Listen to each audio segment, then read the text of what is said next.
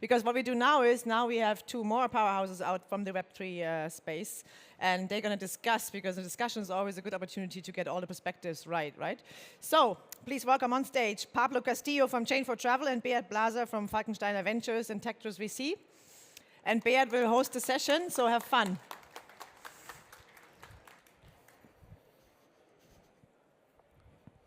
Hello. Hello, everybody. So, the topic of the panel is really to discuss two of the most powerful technologies out there. And I'm sure you have heard a lot about AI in the past couple of days. And maybe luckily, one of the other very powerful technologies, blockchain, has been a bit neglected in the last couple of quarters or years. And we want to deep dive a little bit why these two technologies fit so perfectly well together, like what Luca has already touched. Now to start with, Pablo, can you please explain what blockchain is and what Web3 is? But please explain it to the way my mother understands. Okay, so blockchain actually is nothing else than a decentralized database. That's it. That's a glorified Excel sheet which stores any kind of transaction in a very immutable ledger, so you can always see what happened. That's what you need to know about the blockchain. And it's decentralized, meaning there are different parties validating that information. So in our case, for instance, in Camino network, we have 115, but at the core, it's a ledger, it's a database. And the more important question is, what can you do with that, and where does it bring you, as Luca just pointed to. Now, to your other question, what is Web3? We heard a lot about that one. So Web 1, you may remember the first days of the internet. We had websites we could read.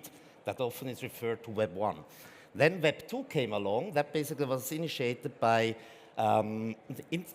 Meta today, Facebook, Instagram, social media. We certainly could interact. We could like, comment, share. That's Web 2. And Web 3, if you allow me, I would like to make a little experiment with you guys in the room here so that you understand why Web 3 is needed. Please take out your mobile phones, all of you. Take them out. Unlock it. And hand it over to the person next to you, sitting next to you. Hand it over. This person now has access to your browser history, your chats, your bank data, and so on. How do you feel right now? A bit nervous, right? Somebody has access to everything. This is actually what we are doing on a daily basis. We are handing our data over to companies like Google, Facebook, and so on. Not only individuals, but also enterprises.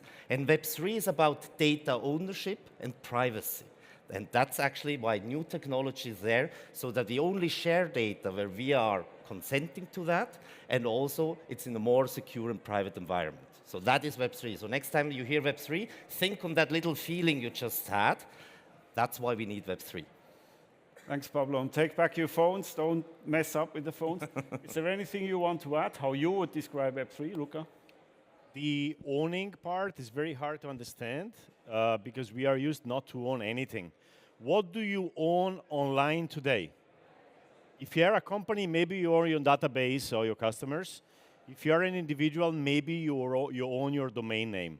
Nothing else. Everything else we don't own. We rent. You know, our Facebook account or Instagram account, we don't own that stuff. With crypto, with Web3, we own everything again. So it's about we have stuff that we really own, nobody can take away from us. Nice, thanks. I'm not sure, did you already present yourself? Maybe in a few words, who you are and what you did?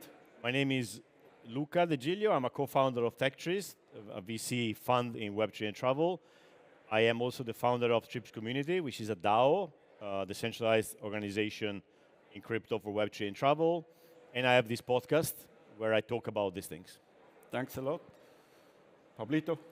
Well, I'm Pablo. I'm co-founder and CEO of Chain for Travel. And as the name implies, we have built a blockchain for the travel industry, which is run and operated by industry players. So we have more than 200 companies in the ecosystem. Half of them are running validators, servers in our ecosystem.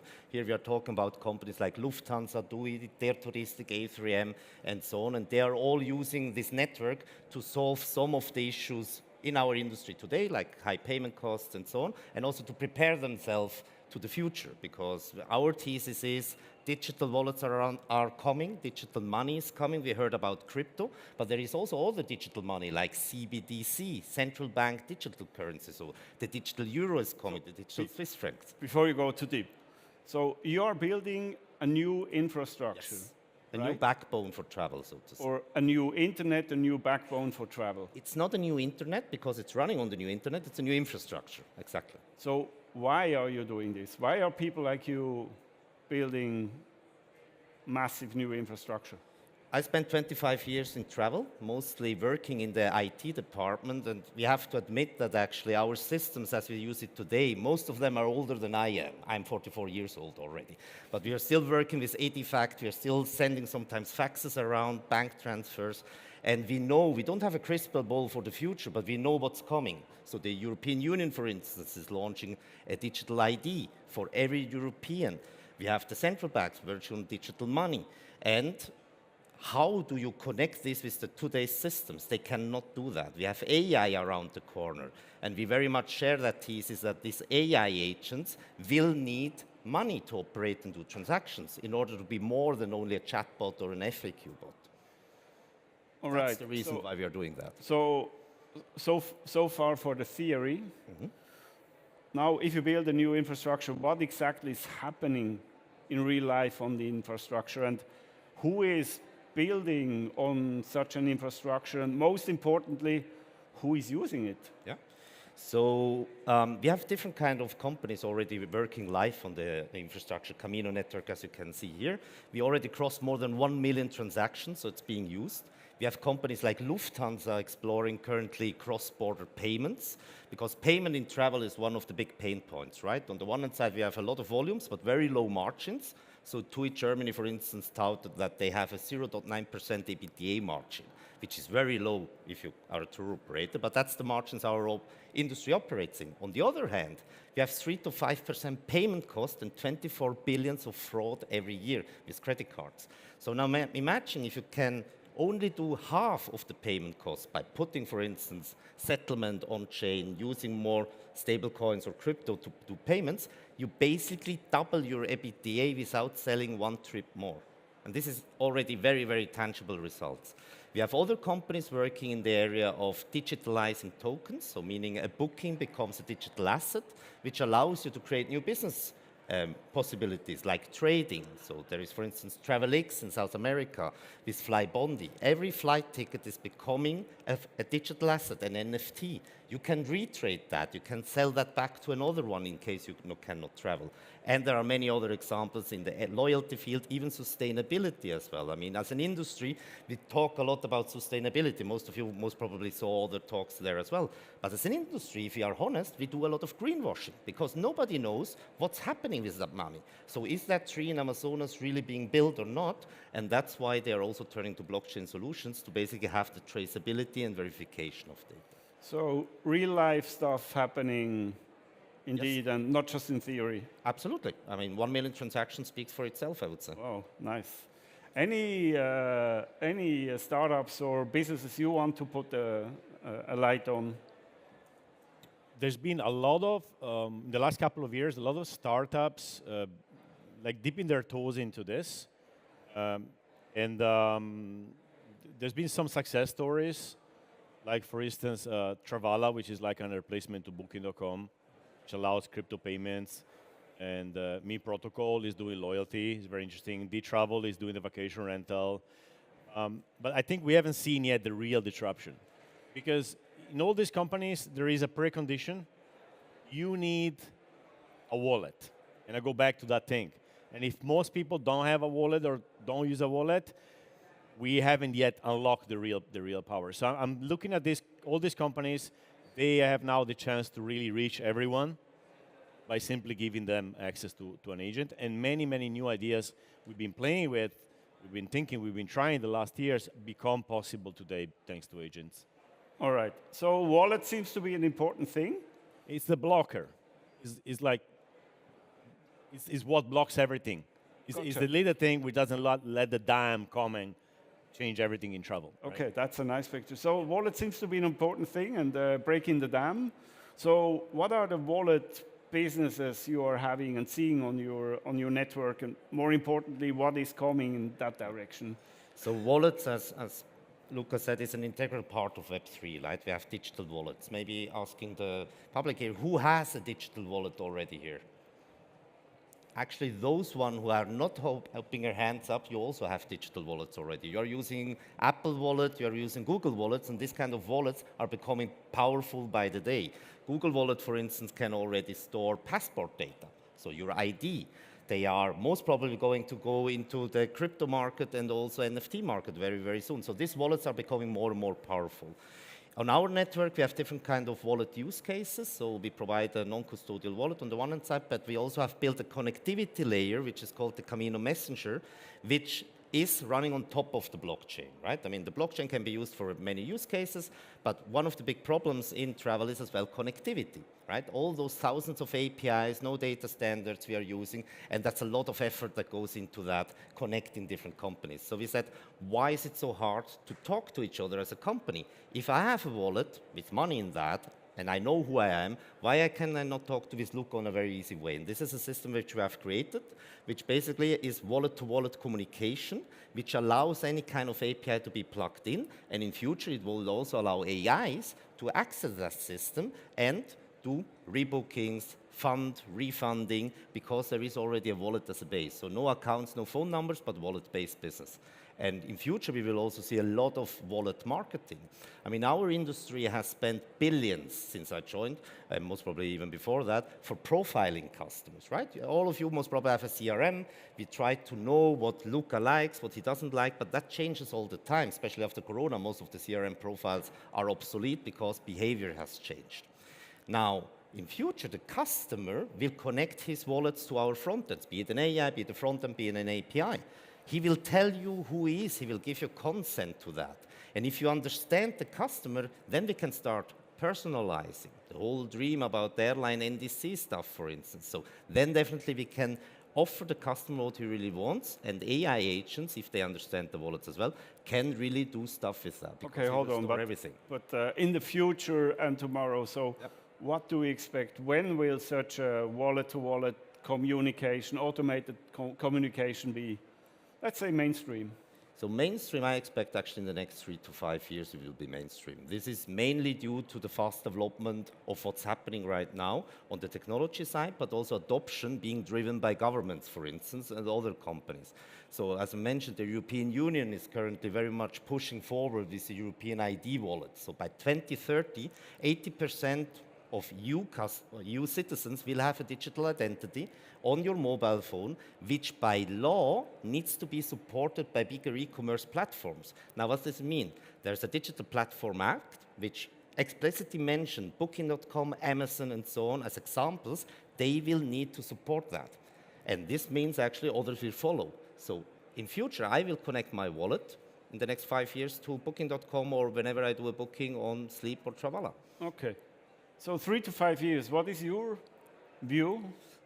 All right, it's always hard to, I'm an optimist, so 7 years ago I told that crypto and Web3 travel will be like next year.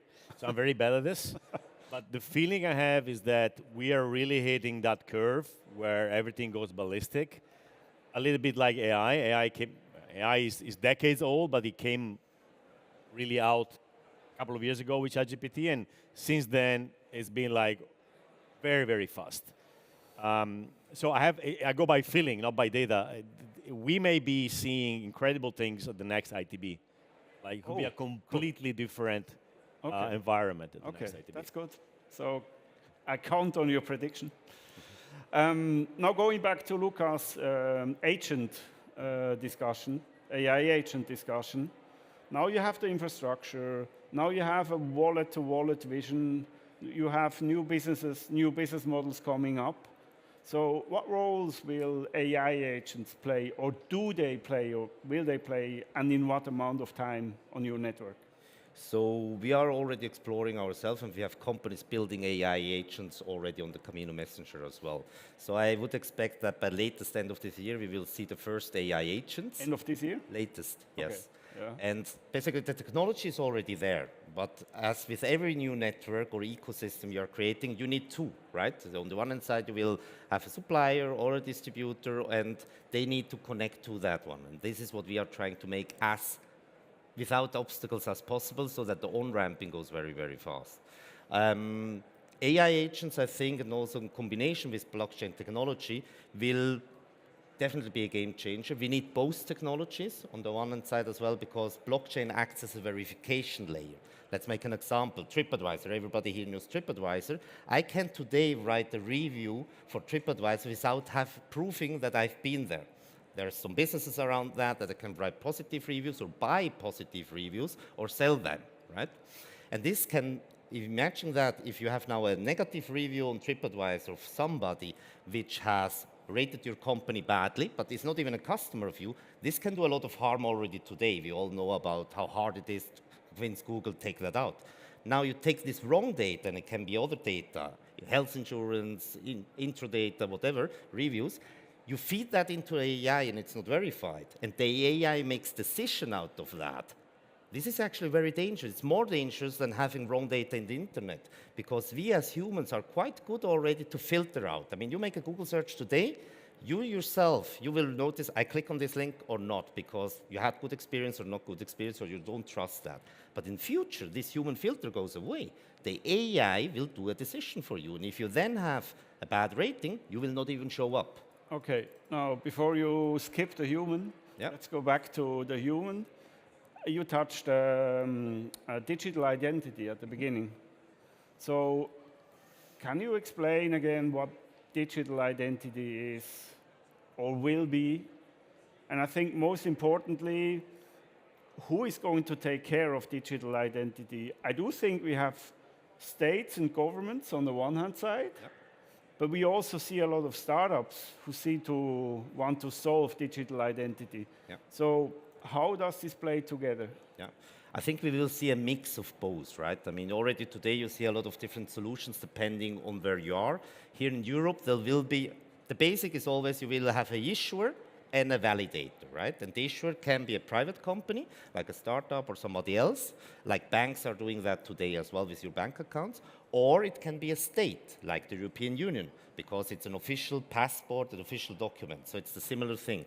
The difference is that you port this identity with you on your mobile phone, it's encrypted, right? And in Switzerland, for instance, the idea was that private companies will issue the ID, the EID as it's called in Switzerland, but the Swiss people voted against that because they didn't trust private companies. They wanted this to do the state.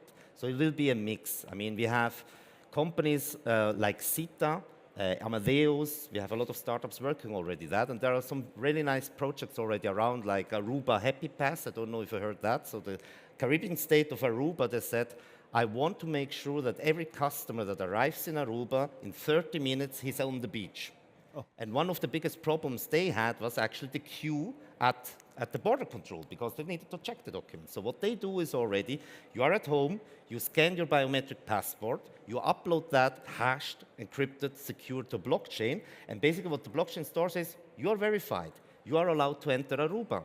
And at Aruba, when you land, the video cameras on the airport scan your face, your biometric data, and if it matches, the door opens, and you go to the beach. So this is actually something which we will see step by step, but also there we need standards, because else we will end up in the same situation like we are today, too much fractionalized solutions, too much issuer, but over time there will be consolidation standards. That's a very good point. So every time I check in a hotel or I rent a car, I'm afraid of people are messing up with my data.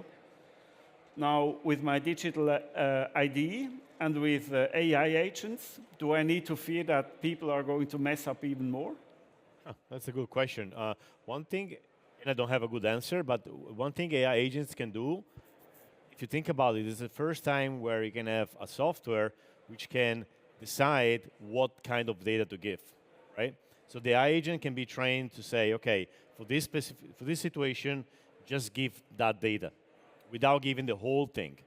If you want to add a bit of technology, ZK proofs there's a way to give just, the example is like You want to have some drink, you have to prove that you are 18 years old. Today you give them the ID card with everything in it.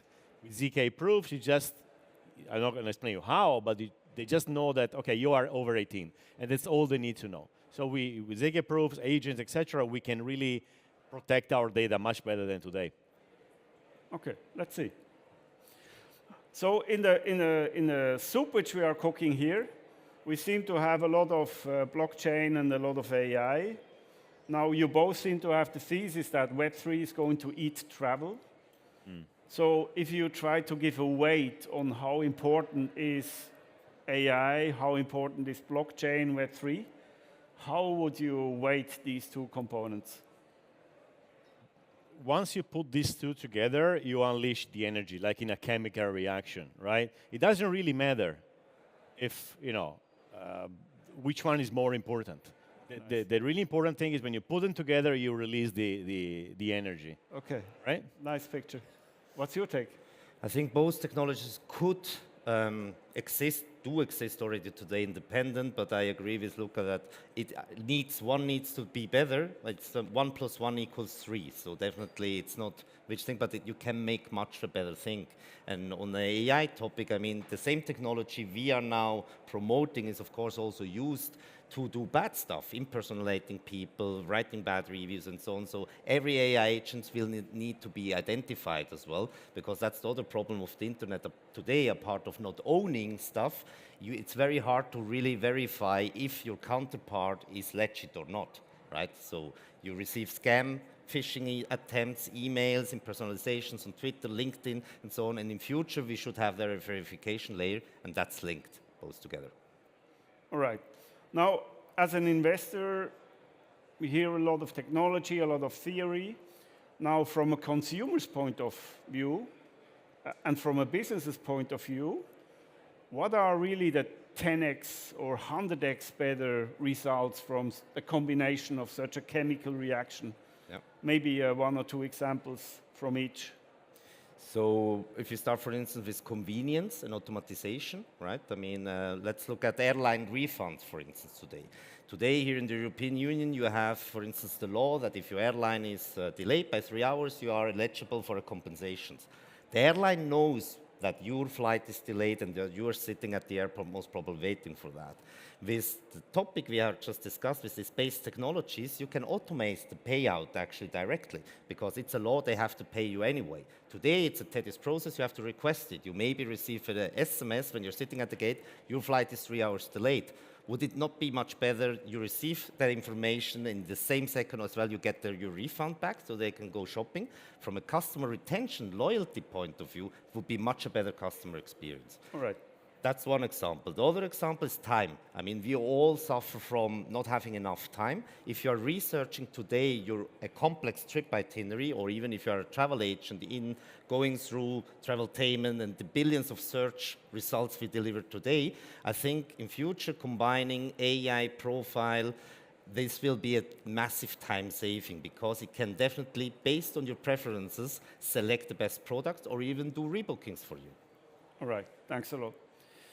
Now, to wrap it up, blockchain, AI, agents, wallets, ID, if you paint a picture on how this world looks like in 3 to 5 years, how does your picture look, real quick? Okay, if you told a young person today that if I had a girlfriend in Switzerland and I had to call from Italy, it would cost me 2 or 3 euros per minute, they want to laugh, right? I guess that in the future, if you tell them, I went to Berlin, I booked a hotel, and it cost me 100 euros in commissions on Booking.com, they're going to laugh in the same way. So why the hell are you paying all that money? Well, because the infrastructure was fragmented, etc. So I see a world where we have protocols replacing companies. So you're going to be able to book, but you're not going to give a lot of money to a company, because everything is done by the internet itself, with this layer which is the blockchain, and with this cognitive layer, which is AI. Good. So I see a world where you have less money extracted by companies and much more efficiency, as Pablo was saying. Thanks a lot. In one sentence, your picture? A more connected world. I mean, you've heard these stories from many CEOs touting we are working on the connected trip. bring seamless travel experience. I work since 25 years in the industry, and actually one of the basic problems is this fragmentation, not being able to automate stuff, and both a shared infrastructure and more intelligence can actually solve this and finally deliver a connected trip experience to companies, but also our customers. All right. Thanks, everybody. And thank you, Luca. Thank you so much. That was an interesting chat indeed. Thank you so much, Luca De Giglio, Beat Blaza, and Pablo Castillo. Make sure to connect with them on LinkedIn. These guys are really deep in this scene. So when you follow them on LinkedIn, you will find other contacts to follow. And then you will learn a lot by just not doing nothing, just with one eye seeing what they're posting. And yeah, they link to nice articles, to nice discussions. It's a really nice community they're part of.